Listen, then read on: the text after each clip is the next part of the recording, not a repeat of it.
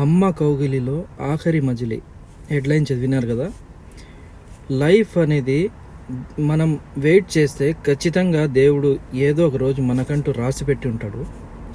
ఆ రోజు వరకు మనం వెయిట్ చేయాలా అనేది ఒక చిన్న వీడియోతో మీకు ప్రూవ్ చేసి చూపిస్తాను. చూడండి, ఇప్పుడే చూడండి ఫ్రెండ్స్, ఇది పూర్తిగా ఎండిపోయిందనమాట. ఇది ఎందుకు పనికిరాదు, ఇంకా ఇది పడేద్దాము అనే పొజిషన్కి వచ్చినప్పుడు కూడా దేవుడు చూడండి ఎంత బాగా దీనికి మళ్ళీ ఇది పునర్జన్మ ఎత్తినట్టు ఈ చెట్టు బతికిందనమాట. చూడండి, మన లైఫ్ కూడా అంతే ఫ్రెండ్స్. చూడండి, మన లైఫ్ కూడా అంతే. చూడండి ఎంత బాగా, చూడండి కింద మొత్తం ఎండిపోయినా కూడా పైన చూడండి ఎంత గ్రీన్గా ఉండదు చెట్టు. సో దేనికైనా ఒక టైం అనేది వస్తుందన్నమాట. ఆ టైం వరకు మనం వేచి ఉండాలి, అప్పుడే మన లైఫ్ సక్సెస్ అవుతుంది.